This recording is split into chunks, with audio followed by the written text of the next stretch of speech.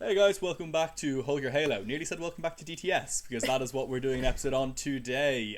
We binge watched all of Drive to Survive. I was up very late last night and it was pretty good. I thought it was pretty entertaining anyway. We're just going to do a quick breakdown of each episode, so if you haven't seen it yet and you want to go watch it, don't watch this and then come back and watch it later. Save it, pause it, go watch DTS. It's only 10 hours long and then come right back here. So it's actually 5 hours and 57 minutes according to them. I was watching it from like 3 till midnight at least. That's what I thought. I was like, they said that they were like, it's 5 hours and 57 minutes since DTS came out. How long? And that's how long it is. How far have you got? And I was like, don't be rude. I'll get there. What? No way. No, because I swear to God, I started watching it, okay, maybe a little later than 3, like 5. And then I was up to like 1 maybe. Now I paused it a couple of times, I guess. But like I didn't pause it for 2.5 hours. I know. I didn't know. I noticed one of the episodes was like 30 something minutes, and I was like, maybe. Fair. Also, before we get into this, I did really enjoy a lot of the title screens they had, like Carlos Sainz. I thought that one was pretty good. Alright, sweet. So, first episode, they didn't wait around. Straight into the Hamilton moving to Ferrari. I know it was at the start of the season as well, but I just thought it was interesting seeing it all, just diving straight into it. So, it was straight into the two biggest bits of information at the start of the year. It was Hamilton to Ferrari and the allegations levelled against, notice all my language here, against Christian Horner, that were, at the end of the episode, they say an official tribunal was held and he was cleared of all wrongdoing. So, I mean, there's not really too much more to say on that. But yeah, so Hamilton Ferrari, it was cool to see the insights. It was interesting seeing Fred being like, yeah, I leaked it at the start of the year. It was me. Like he's like that meme's like, I want you to know it was me. And yeah, I thought that was interesting. He was saying we want to just get this behind us. I don't know if I agree with that as a tactic. Like having one of your drivers having to stress all season. Well, I suppose the driver would have known anyway, but just having all that, propaganda around him all the time, maybe not as great. But then saying that he did have a fantastic start to the season, so apart from his appendix bursting. So yeah, what did you think of that start anyway? I thought it was great because we'll get to it in episode 10, but I feel like it was a really good bookend that they did with like it starting with Lewis going to Ferrari and then obviously Toto's voice message at the end that we'll get into. I think it was like a really nice way to lay out the season. And then for Fred, I love Fred. Oh my God. I'm like, how is Lewis Hamilton not my favourite person in Ferrari? It's crazy, but it's Fred. Like, I love Fred so much. What I will say is I think it motivated Carlos. I think it made it worse for Lewis. Like, to do to him. I was like, why? I do think, like, I get what he was doing, but a big, I think, focus of the season was the team principals. And, like, my God, dude, like, it's them. It's always them. People are like, oh, the drivers play mind games. And I'm like, yeah, on track. But, like, off track, I'm like, those team principals do be scheming. Like, they're actually, like, I went to an all-girls private, public Catholic school. Like, and it's not as bad. It wasn't as bad. Like, I actually am terrified. I'd cry. I'd actually cry. That's such a good point. It is, because like, you always hear of like, oh, drivers doing this, that and the other, but it isn't. It's always the team principals going after each other. Like in the first episode, Horner calls Zach a prick straight away. Zach is like, oh yeah, I'm gonna dig into this. He's like rubbing his hands together. It was yeah, because like I think it might get different now as it gets more competitive, because if you look back in 2021 when it was competitive, that was when there was so much driver drama, and there just hasn't been enough. So maybe we've just been a bit more focused on the team principal drama side of things, which we're not used to. But yeah, no, I'm hoping anyway, like, maybe a little Russell Verstappen drama coming this season, or maybe an inter-teammate battle between Piastri Norris could always flare up. You never know. So yeah, other than that, the first episode essentially was about Horner, Hamilton to Ferrari, Red Bull and Verstappen winning the first race, Jos wanting Horner gone, because you kind of forget that was also another whole thing that was Jos happening. was on. Jos is always on one. I actually feel so bad for Max. I heard. I think it was. I will give them a shout out. The Dirty Air podcast. They always said it. And they were like, imagine you being a fully grown adult and your parent just coming to work with you every day. And I was like, that's such a good point. Oh my goodness! Like, yeah, like if I got in trouble at work because my mum said something, I'd be fuming. I'd be so annoyed. So fair. Imagine, yeah. Just every time you go to work, your manager's like, hey, your mom said to the other managers I have to leave because I'm naughty. Like, it's actually, it's such a valid point, because, like, I get a lot of them are their managers or were their managers before, but, like, they're not now. Like, they're fully professional athletes with their own decisions to make. And then it's just, like, obviously they might want their input, and that's a completely different story. But, like, imagine you, like, not for the races, obviously, like, going to watch them in the garage, but, like, imagine you just, like, going to, like, have lunch with your team, like, at work, and your parents just at the table, and you're like, hi, how are you?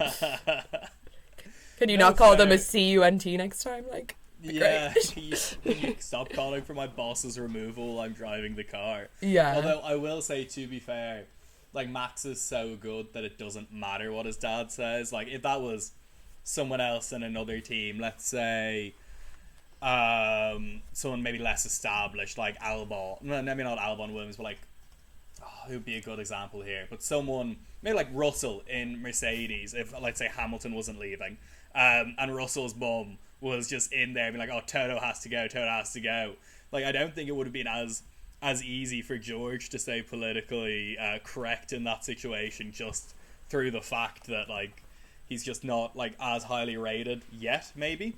And it just would have made such a difference. So I think in that regard, Verstappen gets away with it a lot more.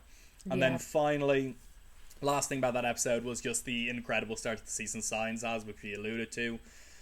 Did okay in the first race, got podium, then lost his appendix, where Ollie Behrman stepped in and did a phenomenal job, and then came back and won in Melbourne. Just what a start to the year he had, all, like, with everything going on as well. An incredible start. I found it very impressive. Right, any other thoughts on episode 1, or we move on to episode 2?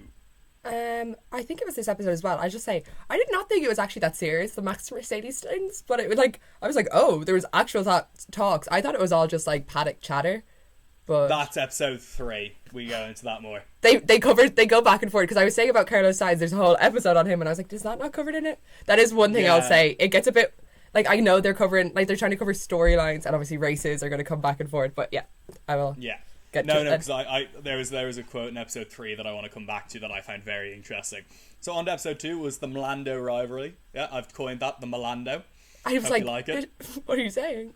The Melando rivalry. I thought you said like Milano cookies. I was like, yeah, sure. So the Max Lando rivalry, for all of you that are, too old to having a little shortened abbreviation, that was what this episode was about, and it starts off, unsurprisingly, with Russell Trump. Yeah, fascinating reaction. Wouldn't be mine.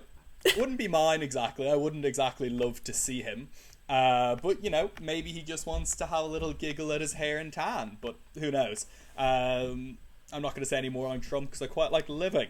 Anyway, episode just kind of starts off with sad Lando, just sad, essentially, but then kind of builds up. He gets his first win, which was pretty impressive. I know he did get lucky with Max going over the cone, then the safety car coming out, and he was just miles ahead. Now obviously the safety car caught him up and everything like that, but yeah, so I think that's when, I don't know, anyway, the way they portrayed the interviews, Lando seems to get more and more confident, more assured in himself, so that was pretty cool to see. He finally got the Lando no-wins off his back. And then forgot Logan Sargent existed because he gets mentioned in this episode. I was like, oh, that was this season. Like, you forget just how much has happened over the 24 races. Yeah, I know. The season is incredibly long. I was just talking to someone about it. I was like, it's basically February to like the end of November.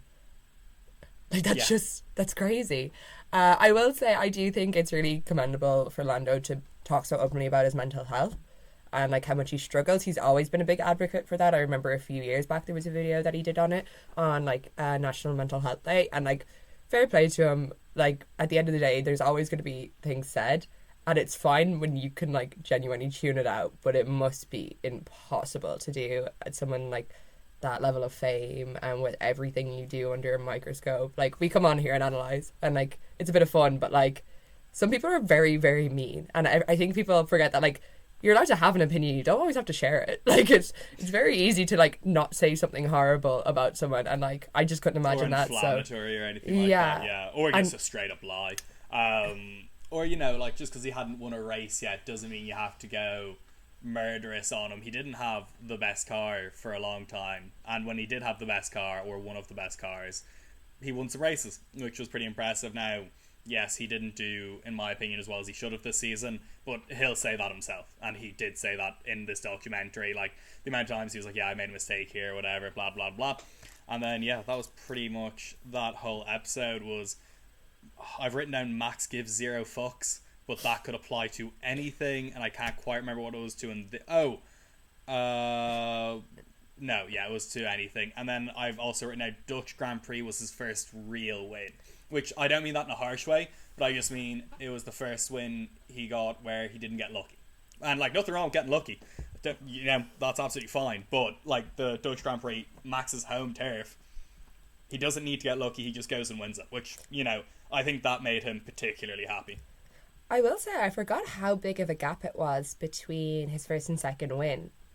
I kind of forgot. I was like, no, it was like Barcelona and then a big gap, but it was like very much like Max kind of bounced back more than I remember, and then Mercedes went on that weird run, and then Oscar won. I was at the Dutch Grand Prix, and I will say a lot of people did not expect Lando to win. No fair, because I forgot. Yeah, I really did. Like, I was like, no, it was like Barcelona or something, or Canada or somewhere, but like, no, it was a big chunk. Like, that was before and after the summer break. Like, it was a big chunk of time for that to, like, sit on his shoulders of, okay, I've won my first race, but people are going to say it's lucky. And it was. Like, he still drove after the safety car from start to finish. I think the cars were probably quite evenly matched that day, and it just was a case of whoever was kind of in front was probably going to stay in front unless something happened. Max drove over a cone on his own. That's Max's doing. Then a safety car came out, which is obviously not Max's doing, but he wouldn't have had to pit so early if he didn't run over a cone. So, like, it was still about, like, Lando kept his car on the road at the end of the day. Yeah. But it probably was a lot on his back where it being like, oh, it's like, they have the fastest car. Obviously, Hungary happened, which wasn't great for the team. But, yeah, I will, like, no. It's interesting to see, like, they grew up together. Like, that's crazy. Like, they were babies together. Lando especially looked like a baby. Lando Verstappen? Yeah. No, they didn't. Max was always a little bit older. Like a year. They're not that far apart in age. Max is 27, Lando's 25. 24. 25. Well, he's 25 now, but last season he was 24. Well, then Max might have been 26. Fair enough. Because I'm saying, like, they never raced against each other growing up. They never carded against each other. No, but, like, you see the pictures of them, like, they know each other. Like, yeah, that was always them, like, meeting up and stuff, because, like, I think Max was, like, maybe handing out trophies to the younger teams and stuff like that, and Lando was winning them. Because isn't that the whole thing? It's like Leclerc has raced against Max his whole life, Russell's raced against Max his whole life, and then everyone was saying this year, like, Norris just doesn't know how to race him, and that's been the whole issue. Not the whole issue, but part of it. So yeah, I'm pretty sure they never raced against each other. Russell grew up with, like, Lando, definitely. Okay, Russell grew up with Lando then, but, like, I just mean, like, I'm like, I know they're saying, yeah, sorry, go ahead. I know, because they're always saying, like, Leclerc will have a better chance because he's, as we all know, the famous clip is like, he pushed me, I pushed him back, he pushed me off the track. They race each other growing up, they know how to race each other, and now I think Lando does know how to race him now. He knows, you know, what he needs to be doing to go and get by him. So that was a great way to learn, but it just kind of took a little too long this season to make enough of a difference. For the Drivers' Championship anyway, the Constructors, they did great. Like, they are world champions still. They didn't win the Drivers, and I don't think it gets talked about enough. Like, they are world Constructors champions. They did win, which is impressive in its own right. And I arguably think the Constructors' Championship is more reflective over a team than the Drivers, because the driver is like, one driver can obviously very much outperform the car, but, like, no. when a driver comes in first, they score the most points. So if they're outperforming the car, they're going to do better. I'm going to miss Will next year. But what else? Like, I background is engineering, so I always think the constructors is like incredible. I'm like, it's a like a modern day marvel of how incredible they build those cars are. The mix between especially like safety and speed as well is incredible these days. Like, it is like, I feel like this, a lot of the footage they showed in DTS this season was like people crashing. And it's like, God, every single driver walked away from that. No broken bones, no concussions, no nothing. Like, it's incredible. No, fair. Like, absolutely fair point. Now, my only... And, like, it's not a massive complaint, but the reason, obviously, the cars are so safe is, like, as they should be, they're designed to brake around the driver. And my only issue with that is, like, back... a good few years ago, like little bumps against walls and stuff wouldn't have ended your race. But where now they can, because you can just break the whole axle because it's designed to, you know, brake under load, which, you know, look, I'd rather the drivers were safe than they got to race more. Absolutely fine. But just, you know, maybe if there was a way, I don't know, to find a bit of a better balance around that, that'd be cool. But I'm sure they already have the perfect balance the engineers can afford to allow them to hit walls a little bit, but, you know, to keep the drivers safe. But anyway, that was it for episode 2. On to episode 3. This is the one that I thought was interesting, because you were saying earlier in the episode how you didn't realise how serious the Verstappen stuff was. What I thought was an interesting point is Toto Wolff apparently promised Lewis he wouldn't talk to Max. This season specifically has kind of made me lose a lot of respect for Toto. The way he spoke about George and stuff like that, he just seemed very, like... He seems like the type to lash out when he's thrown, and I think it really threw him. I don't doubt that Lewis was probably like, I don't want Max as his teammate. I'm sure Max would have said the same if there was talks of Lewis going to Red Bull. But, like, being like, I promised him, like... I doubt Lewis asked him to promise him. Lewis was probably just like, yeah, I'd prefer Max is not my teammate. And Toto's like, I promise you, Lewis, I promise. Like, do you know what I mean? Fair enough, but where would that conversation have come from? Like, maybe would that have been 2022? Like, thinking of replacing Russell? I'm like, the only time, like I suppose Bottas was on a 1-1 every year. So unless it was before 2021, because Max wasn't leaving Red Bull until even like thinking of leaving Red Bull, which I don't think he is. This season, yeah. But like, it wasn't even in like the stratosphere that like that would happen. So I'm like, unless it was like 2019, 2020. No, sure. Why would he talking about something that far back? That's what I mean. I'm like, I don't know. It seemed more that he promised he wouldn't talk to Verstappen to make him his teammate, and that kind of implies they might have been thinking of replacing Russell if they could get Max and have like a Russell Hamilton lineup, maybe. But then I'm like, well, I kind of took it as, but like, I'm like, also, why would they be discussing that? Max was never like, there was nothing or was it? But it was also another option could have been like Russell had his contract, Hamilton didn't. And he didn't want, like, while they were negotiating, maybe Lewis asked them not to be talking to Max. Because that would make the most sense for Toto to bring it up in this context. Not saying it makes much sense, but yeah, then, as you say, Toto's like, fine, I'll talk to Max now, you've broken my heart. And yeah, it's just... It just came off very, as I said, petty. Like, it's very, like, mean girl. Like, I don't know, it was a weird thing to say, I think. Like, it was just very strange that it's like, Lewis made me promise. I don't think Lewis would have been like, Toto, no, promise me this. Promise me this, good sir. Like, it just... Yeah. Like, that doesn't seem... Like, he probably would have been like, yeah, no, man. I'd prefer if you didn't. Like, Lewis in his weird transatlantic accent. The way he says car gets made fun of, but he says it like an Irish person, so I can't really say much. He's like, car. And I'm like... Car. Yeah, everyone's like, it's the Mumford & Sons accent. Fair enough. And then finally this episode was Verstappen shutting down Mercedes. And then, sorry, this is another good point on, well, sorry, I thought it was a good point. It was Russell's win in Spa that that made Toto trust him. So, yeah.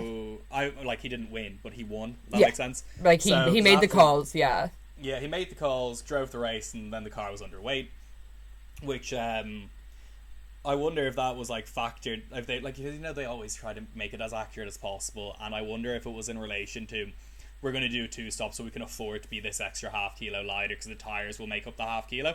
I don't know, but surely if they were thinking that, they would have pulled him in. But anyway, it was a great call. He did win the race, and then he got disqualified, which was a bit sad, but seemed to be the race that got him the top dog seat, and they stopped looking at Sainz, they stopped looking at Alonso and at other, you know, top drivers. They seemed to just go, okay, yeah, if you're able to do this, let's rock and roll. And then they went on to sign a youngster in Antonelli, who has a great name. So cute. I love him. He's adorable. I would just squish him. He's so tiny. It doesn't help that George and Toto are giant men. But like, he literally is like, you know that thing, and it's like, wait for me, I got little legs. Yeah. And yeah, I said in my notes, very cute seeing Antonelli, to be fair. Like his teddy bear guarding his trophy, living with his mum and dad in his little house in Italy. Well, it's not little, but like just having a nice time there. And then what I thought was funny was, obviously they organised a big WhatsApp call to say he got it, and then he was like so excited. And I was there because I'm like, surely with the 20 Netflix cameras around, you might have suspected something. I thought that might be recreated. I don't think that's how that happened. Really? Yeah, that's the one I was like, something's iffy here. Because as you said, like, why is there a whole Netflix crew in his house in Italy? That's what I mean. I'm like, fair enough. But yeah, no, I enjoyed it. I enjoyed seeing him. It made me excited for Antonelli. Like, that's what I love about Drive to Survive. It gives the drivers so much more personality than you usually get to see. And it makes you like certain drivers that you might not have liked before, or dislike other drivers that you didn't know much about. Like, we'll get onto this later on, but I found myself really liking Lawson and just his lack of PR training, not giving a fuck attitude. I really enjoyed that. I liked Ocon a bit more as well towards the end of it. And then one of the episodes they do later on where they Blair Witch the whole thing. I thought like getting to know like Gasly and Leclerc's relationship and Albon's and Russell's relationship was really cool. So yeah. Anyway, that was episode 3. On to episode 4. Already 20 minutes in. You said we'd only get 15. Okay. My favorite episode, but also the one that made me kind of like whatever. Sainz signing episode. I like the episode title. I said Carlos Sainz. Went straight into the Williams angle. Then I've written cockpit as a funny word. Fair enough. And then I've written James Vowles hard eyes emoji. Vowles in Louvre with Sainz thinking of him morning and night. Yeah, that was a weird statement. Yeah, it was. It was like, I go to bed thinking of you. I wake up thinking of you, and I was like, that's like something a serial killer says before they skin someone. Fair enough. I don't think James Vowles has the propensity to be a serial killer, but it's possible, I suppose. And then I looked at it went into the steak angle, and I was like, that T representative is pretty cool, but he scares me a lot. The lawyer guy, I don't know what he is. He's gone anyway, so it doesn't matter. Oh, he's gone. Yeah. He did a nice gaff. I enjoyed that. Then I've written, everyone wants Carlos. Same. I said, I love James Vowles. So sad Carlos cancelled on him because Flavio called him. Which that's why I was like, oh, Carlos, give him a little bit more heads up. But then Carlos explains he's like on his way, and then Flavio called him. And then I wrote, is Flavio a legend? And I've kind of decided he is. He just gives no fucks and calls Crashgate. I respect that a lot. I hate Flavio Briatore with all my heart and soul. I think he is a disgusting, disgusting man. And I hope you're watching this, Flavio. I actually think you should not be allowed, not even in the sport, just like near people.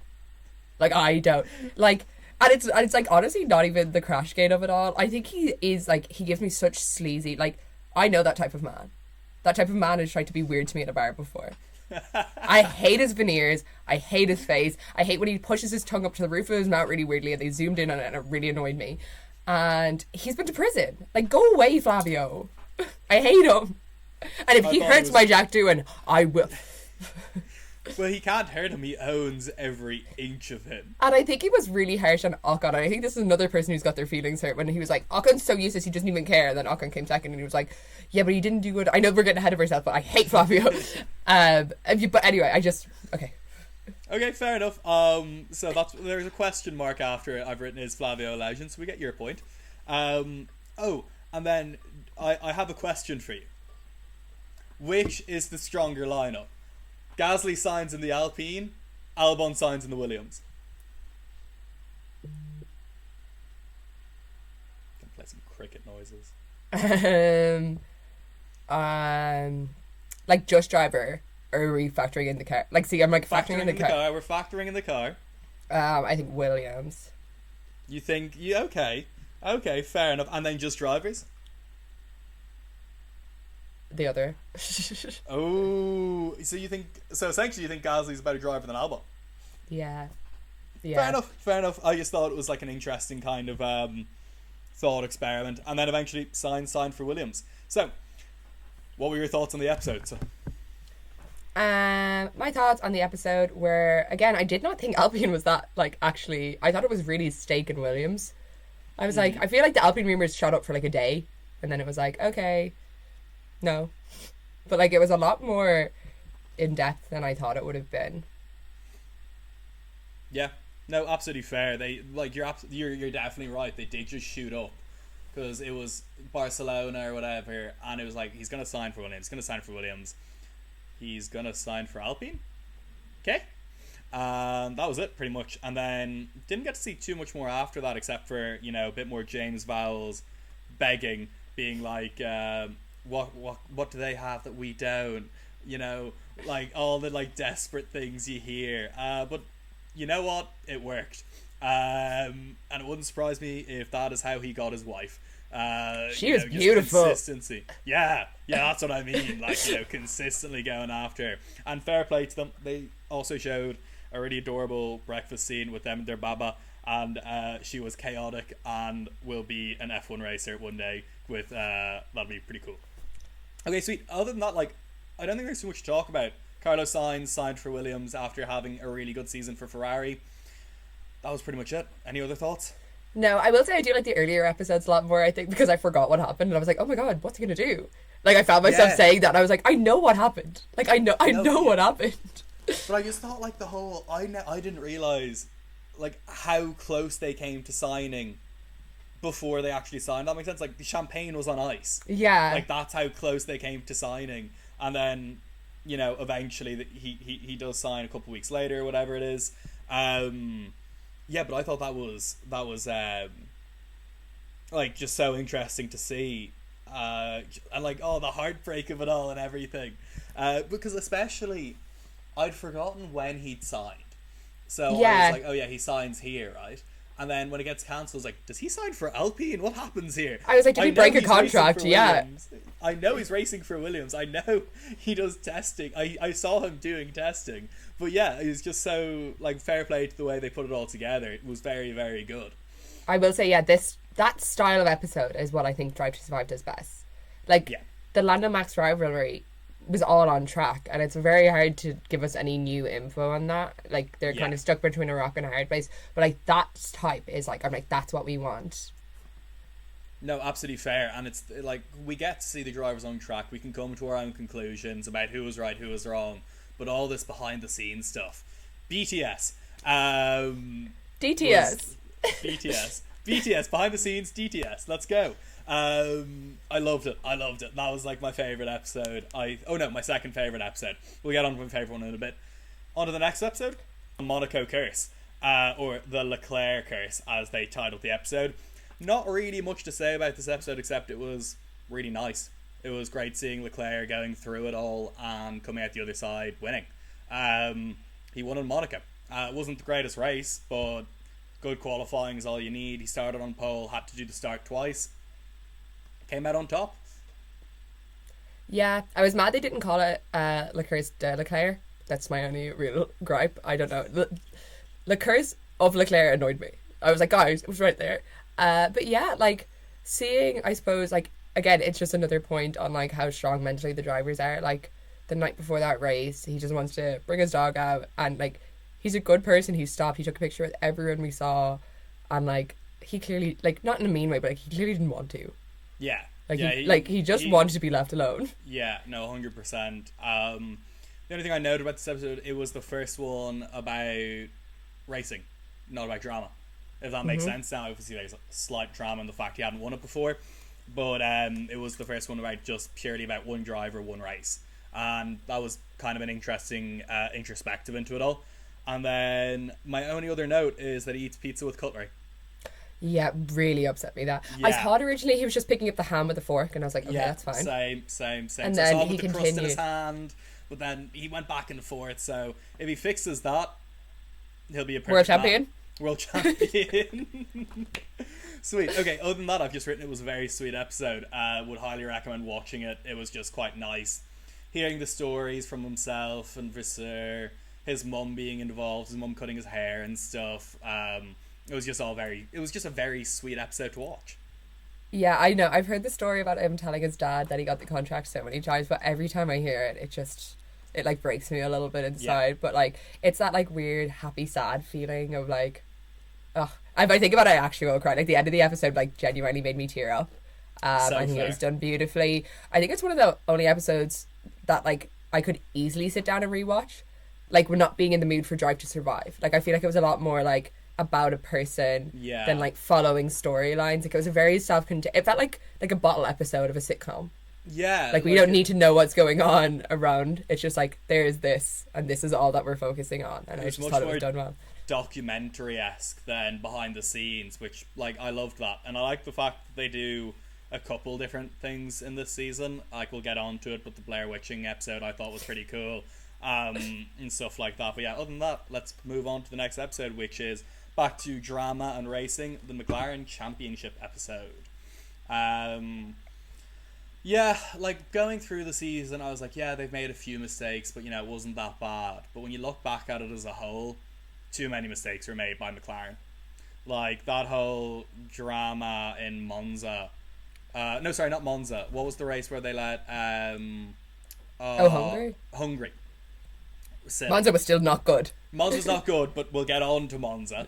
But yeah, Hungary, like, Norris was well far enough ahead. He didn't need to be worried about being undercut. He was like 5-6 seconds ahead at that point.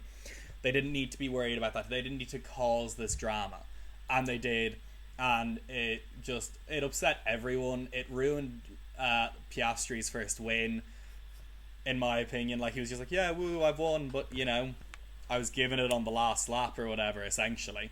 And then, yeah, that was pretty much it in that regard. And then Monza, as you said, was another big mess up. Norris in the episode was like, if I knew he was going to do it, he would never have been able to do it. And I'm just kind of like, I understand that, and you shouldn't really be dive bombing your teammate into a chicane or whatever it was. But you still gotta expect a young driver to try take you anywhere they can.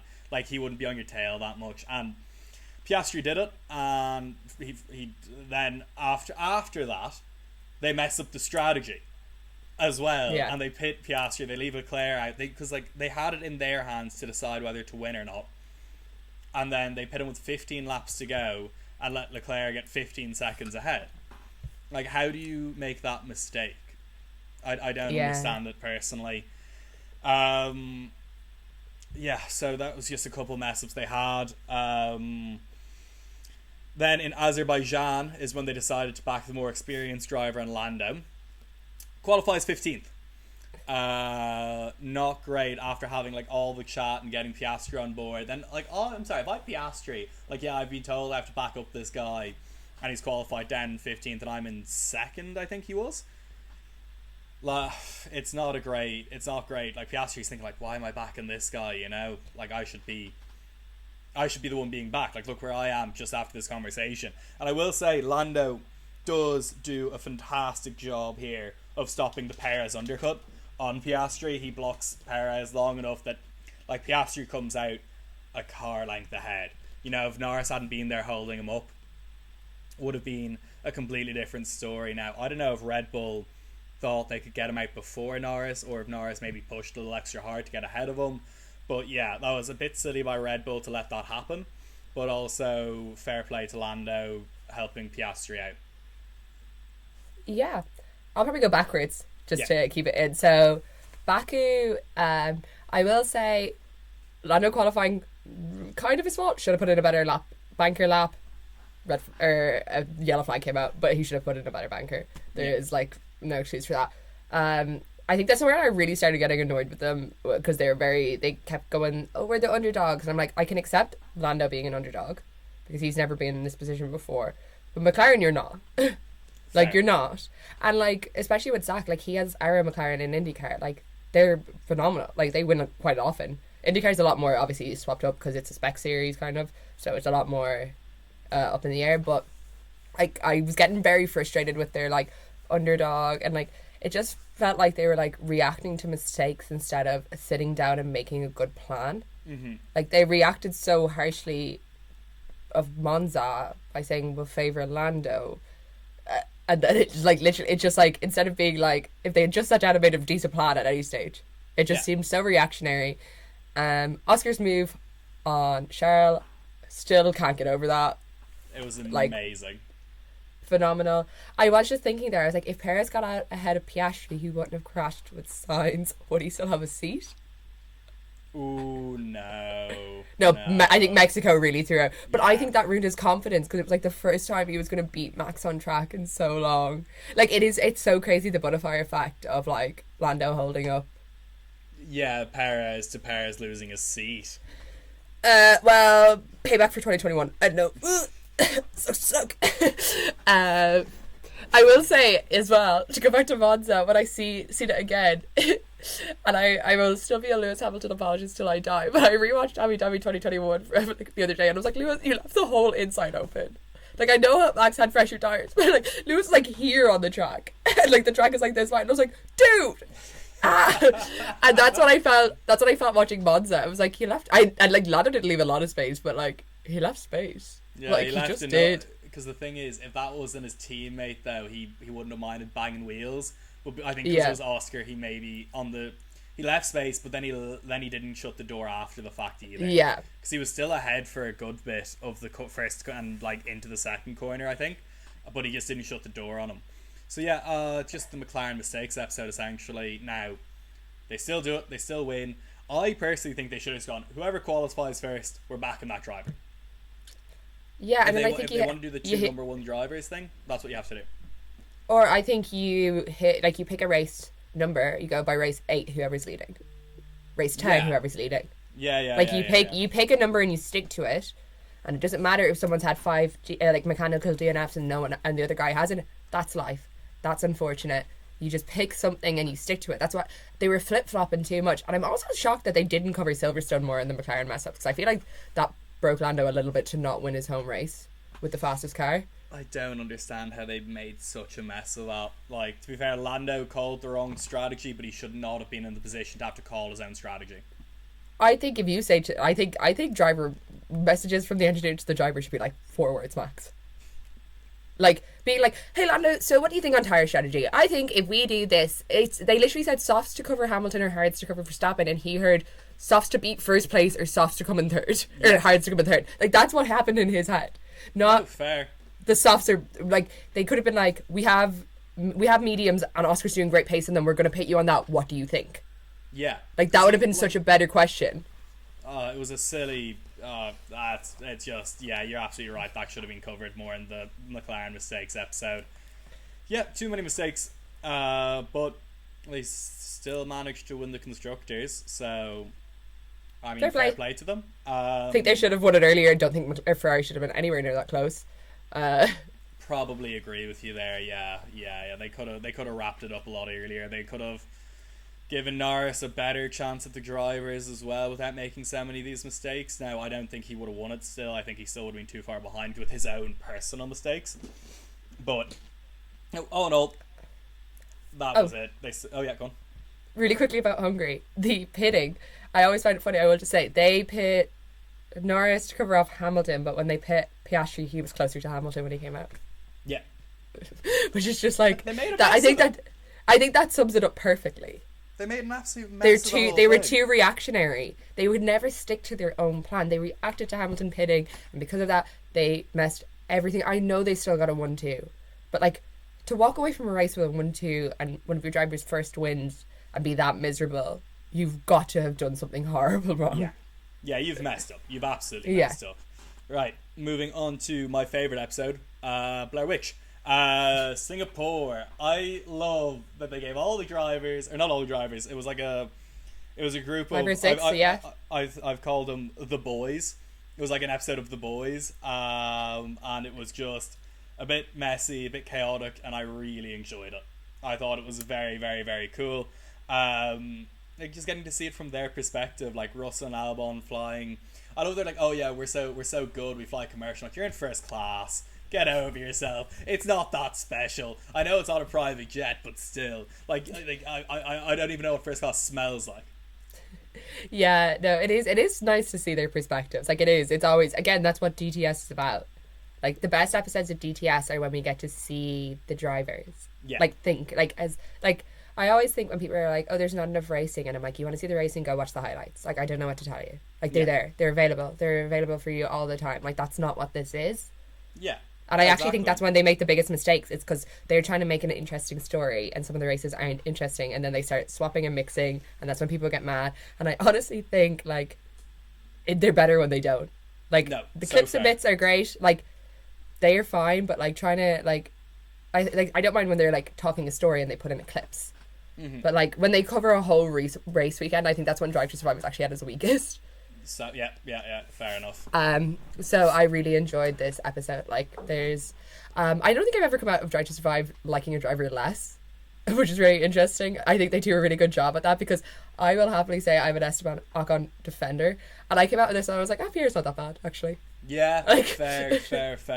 That's I've always liked Gasly, to be fair, and like I've never had an issue with Ocon. I just don't know anything about him. I know he's a cat now, which is pretty cool.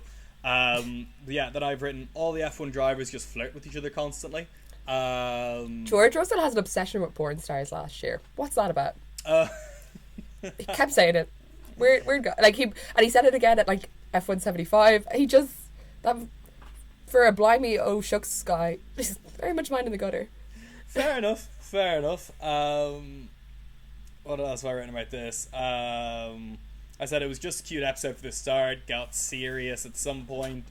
Lando championship now on, because he won in Singapore, which was, everyone was like, oh, championship back on. But I was like, oh no, he's still like 80 odd points behind, let's leave it be. And I've written crying emoji, everyone being late to Leclerc. Yeah, I am notoriously a very on time person, so I know that feeling. And I was like, oh. Yeah.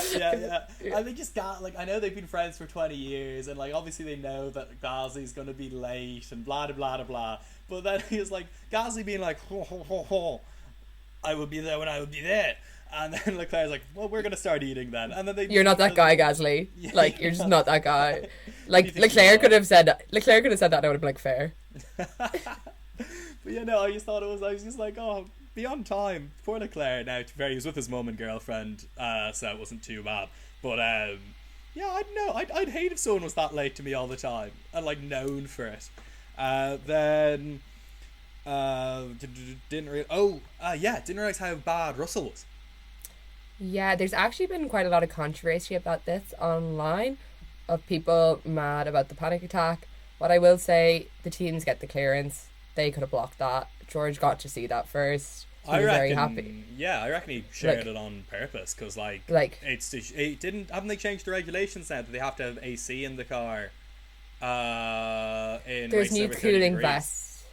New cooling vests. No, there's something like the weight of the car can be 5 kilos heavier now in races where it's going to average over 30 or something, because they can put in a small powered air conditioning unit.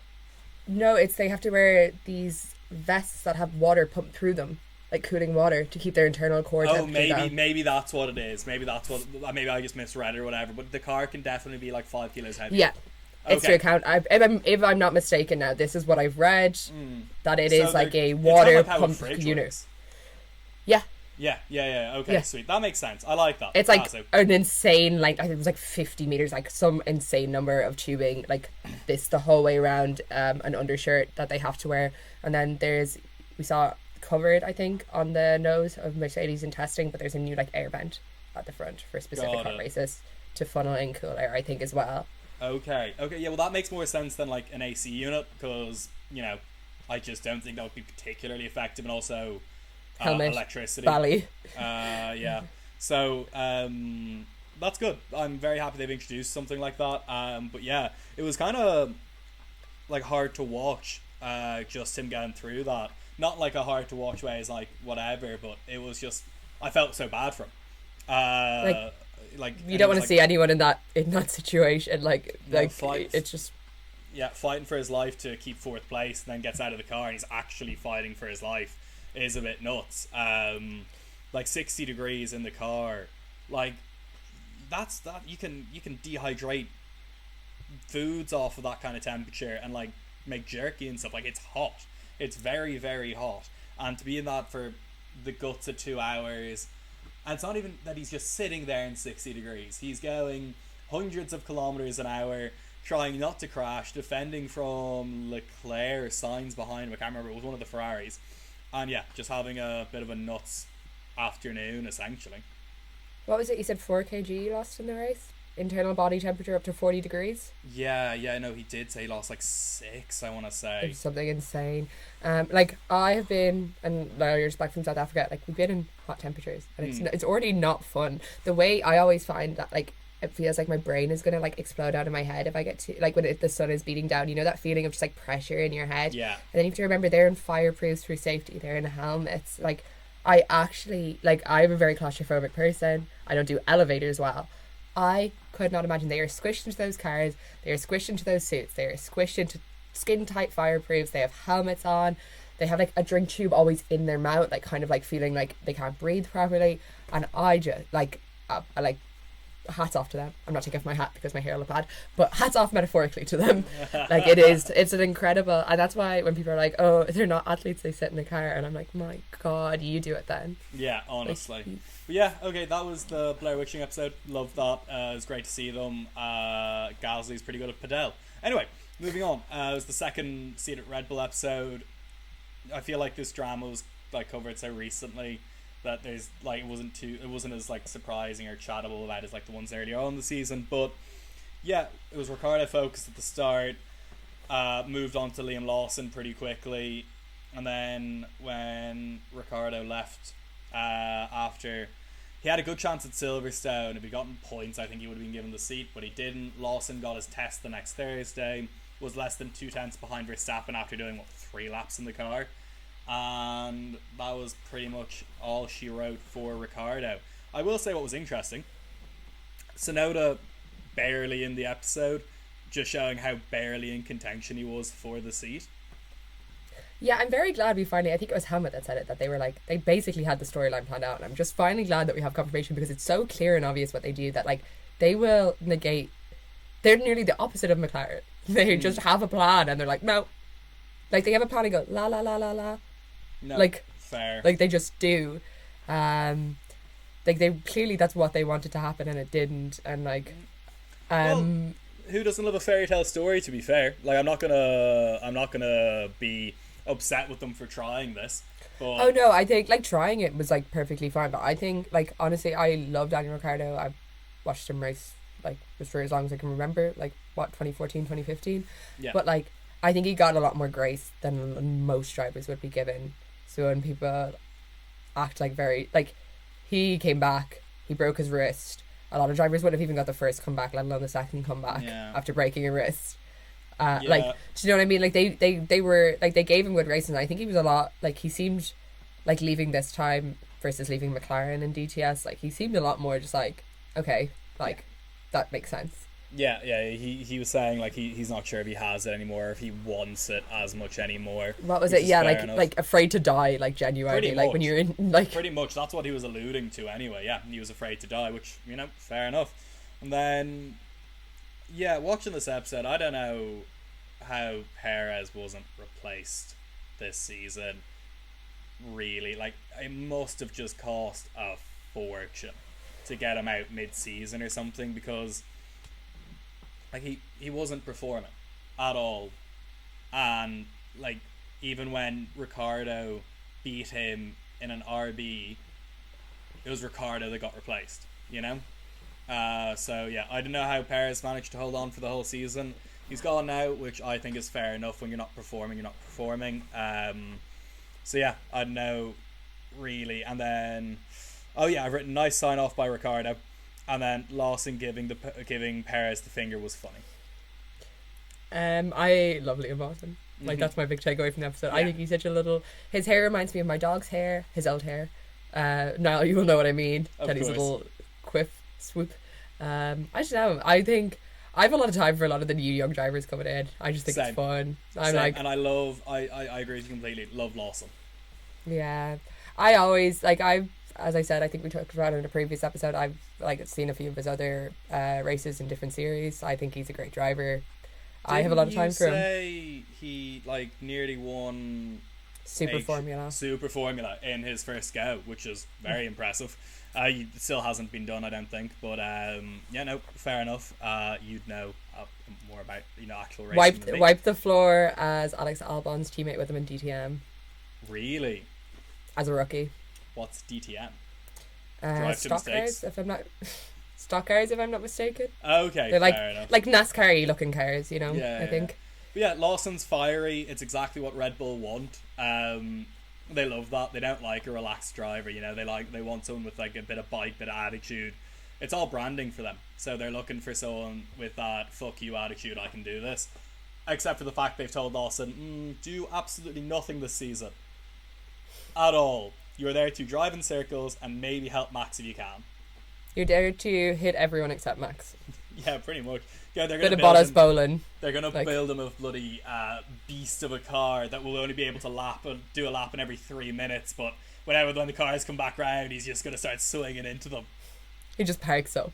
Yeah. Makes it a yellow and then just does a donut through the field. It's like when I get angry when I'm playing the F1 game and I just park up trying to hit my friends who are beating me every lap. Mm-hmm. So yeah, sweet. That was the second seat in Red Bull episode. I don't know how Perez wasn't replaced. I was sad, but understand to see Ricardo go. And I still don't understand why they're not giving Tsunoda a chance. But yeah, fair enough. They don't rate him. They don't rate him. I personally do, but that's just me. And yeah, we'll see how Lawson gets on in 2025. Yeah. Then I've written one thing for the next episode. I don't think Ocon leaving and going to Haas got enough attention. Yeah, I forgot how long Ocon's been with Alpine. When he was like 5 years, I was like, oh my god, 5 years. Yeah. Like he's been there for so long, and their last race winner. Yeah, he's achieved some great stuff with them. Got a second this year, blah blah blah. Then Flavio just kind of kicked him out before the end of the season. Whatever. But yeah, I just don't think he got enough attention personally. There wasn't really much to this episode except for the scary Flavio doing conversation, like I own you, blah blah blah. Scary, but kind of horny anyway. Then yeah, it was just I liked Ocon in the episode. He was pretty chill with his cats. He seemed a lot happier now going to Haas than he was in like the other bits and bobs I saw him when he was still with Alpine. And I thought it was a nice episode to see Ocon moving to Haas. It was like to see Ayakomatsu backing Ocon, even when he's asked the question like, are you sure Ocon's driving for us? And he's like, yeah. His work ethic's great, all that stuff. Just trying to remember what else happened in this episode. I think it was just really the fight for sixth, wasn't it? Yeah. Yeah. Oh yeah, the fight for sixth as well. No. That was the final episode. That was the final episode. Did they not cover it in this? Because they covered Brazil and them jumping up from 9 to 6. Maybe they did then. Because I think they covered every fight then in the last one. Yeah, fair enough. Yeah. So yeah, the fight for sixth, which I know Alpine got in the end, but I don't want to say they didn't deserve it. But Haas were consistently getting points throughout the whole season. Alpine got a second and a third. Haas should have built a boat like Alpine did. I know, but like they should have built an actual boat for the rain like Alpine had the whole year. In terms of what the constructors is, it was who had the best car over the season, and I don't think that's a fair reflection. No, I totally agree. Like, I do. Yeah, so, I mean, look, you can't change the rules, and the second and third, fair play to them. It was because, as they say, the rain is the great leveler. It makes all the cars even. Ocon had an incredible qualifying, starting fourth. I forgot how torrential Brazil was. Oh my Yeah. god, seeing the drivers, I was like, I was like, Ollie, no, my baby. Oh, I was like, God. don't. The fear in his voice. Oh, Do you see Ayo Komatsu giving out to him afterwards? I think language barrier was trying to just be like, look, this is the facts. Yeah. Like, yeah, I think yeah. he did at the end, he was like, this is not criticism, like, just learn. Yeah, like, it he's is. Don't be sad, this is a learning, but you But have to be better. Which Yeah. I think is fair. It's like honest but instructive criticism. It's a very, like, it seems like a very, like, different type of workplace to what we'd all know, but at the end of the day, they're employees to an employer. Yeah. Komatsu is an employee. Like, Komatsu would be middle management, basically, in a company, if we're looking at a regular structure, and then, like the drivers are, like, office workers, but there's still a CEO to report to. Like, he's not top dog. Yeah. He has to be the one to be like, hey, management said you're not pulling your weight. Like, it's never a fun conversation. So, like... Also, like, I can understand him being a little bit more agitated after that race because Alpine picked up, 30-odd points? You know, yeah, and took 6. Kevin was sick. Yeah. Like, that was yeah, already your yeah. regular driver's gone. Like, you're thrown off, your whole weekend plan's gone. And then you get overtaken in the constructors from out of nowhere. So, yeah. Not even by the team you thought it would be. Like, yeah, it's someone Yeah. who was in ninth. Yeah. So, anyway, yeah, that was that episode. Do you have any more kind of thoughts on Ocon leaving or anything like that? Because, like, I don't think it got enough attention, but I have nothing else to say on it. I'm happy for him. Yeah. As I said, I'm not a big fan of Flavio Briatore. Mm-hmm. I think it kind of works for Gasly. They seem very, like, they could get on well, but in my mind, I'm like, I know on track Ocon is... I won't talk about it, but, like, off track he seems like a very just, like, sweet, I love my cat, I love like Spider-Man and Marvel and Deadpool.